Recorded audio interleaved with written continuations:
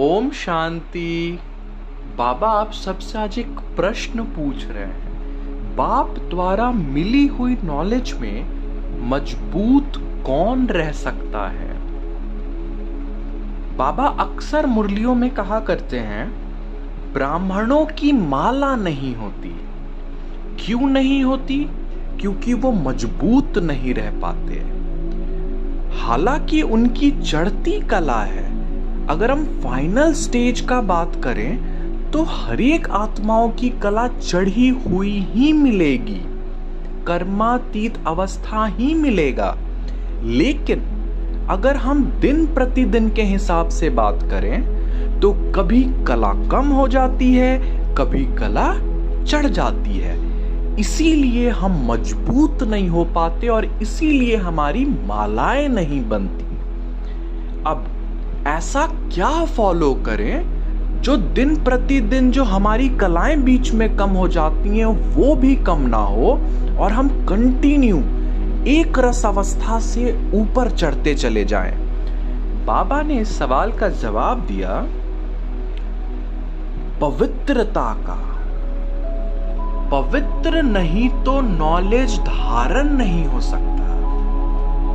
पवित्र golden aged बुद्धि में ही सारी नॉलेज धारण होती है। वही बाप समान मास्टर नॉलेजफुल बनते हैं।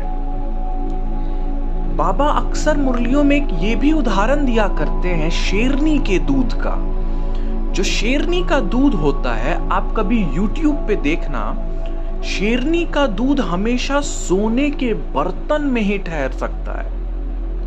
इससे बाबा हमें ये बताया करते हैं, बाबा का ज्ञान, शेरनी को हम महान मानते हैं और बाबा भी महान, तो बाबा का ज्ञान माने शेरनी का दूध से बाबा ने इसे कंपेयर किया, तुलना की।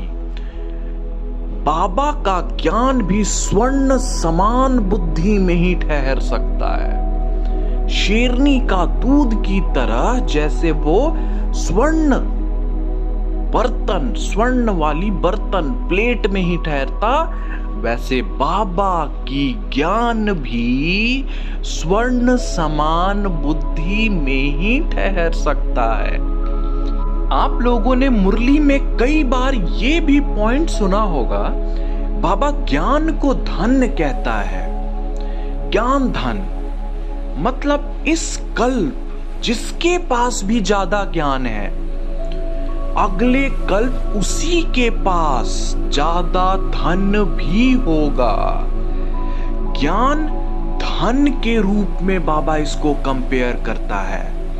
और अगर हम ऐसे भी बात करें लौकिक रीति से, स्कूल में, कॉलेज में जिन बच्चों के पास ज्यादा ज्ञान है उन्हीं बच्चों को अच्छा मार्क्स भी आता है, आप देखा करते हैं। और जिन्हें ज्यादा अच्छा मार्क्स आया उन्हीं को एक अच्छी पैकेज भी मिलती है। जिसको ज्यादा ज्ञान उसको ज्यादा बड़ा पैकेज, मतलब ज्यादा धन। तो लौकिक रीति से भी अगर हम इस चीज को देखें तो हमें यही समझ में आ रहा है, ज्ञान हमेशा धन की तुलना में आया, योग हमेशा आयु की तुलना में आया।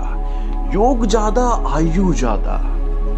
आप योग ज्यादा करेंगे तो नेक्स्ट कल्प आपकी आयु बहुत लंबी लंबी होगी। आपके पास ज्ञान बहुत होगा तो आपके पास नेक्स्ट कल्प, अगले कल्प, आने वाला कल्प धन बहुत होगा।